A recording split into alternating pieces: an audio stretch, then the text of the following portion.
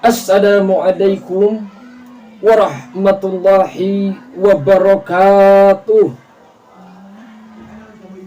Biar seia, biar sekata, biar cetar membahana, menembus ke lurung sukma nyut-nyutan di dalam dada.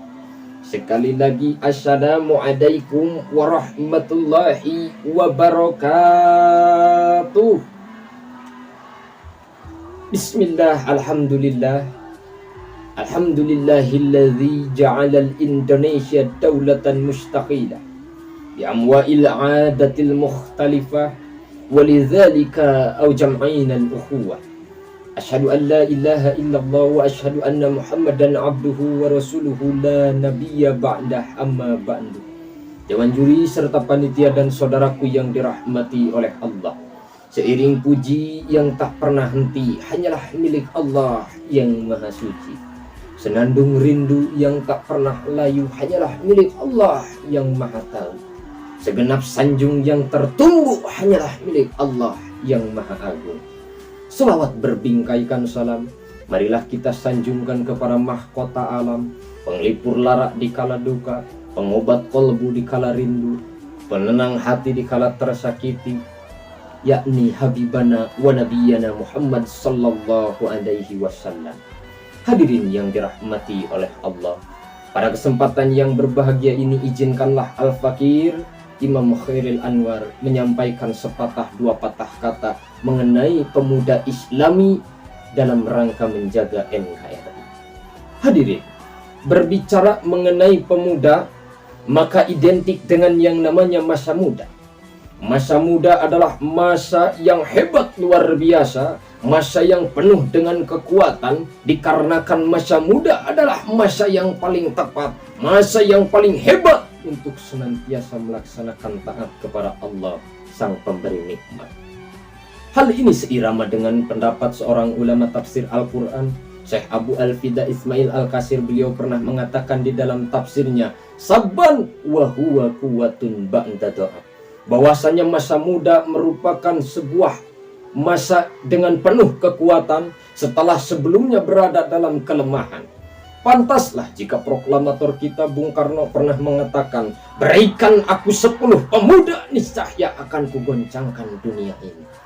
Hadirin, masa muda merupakan sebuah nikmat yang Allah berikan kepada kita, di mana kita sebagai pemuda masih diberikan bentuk fisik yang kuat, mata mampu melihat dengan akurat, tangan mampu mengangkat beban berat, kaki masih berjalan dengan cepat. Maka gunakanlah wahai pemuda untuk senantiasa taat kepada Allah yang maha hebat. Namun hadirin, di zaman sekarang ini sungguh ironis, sungguh menyedihkan, memalukan, bahkan memilukan. Tidak sedikit di zaman milenial ini pemuda-pemuda yang kaya raya, segala ada, segala punya, yang istilahnya HP-nya Nokia, laptopnya Toshiba, mobilnya Toyota Avanza, duitnya loba, sawahnya lega, kontrakannya di mana-mana, tapi hatinya terluka, batinnya tersiksa dikarenakan ia terjerumus ke dalam jurang narkoba dan terbujuk oleh rayuan-rayuan wanita penggoda, dikarenakan ia lalai dan melanggar aturan Allah yang Maha Kuasa. Padahal Syekh Mustafa Al-Gulayani, seorang pujangga dari Mesir, pernah mengatakan, inna fi yadi subani amrul ummah wa fi abdamiha hayataha.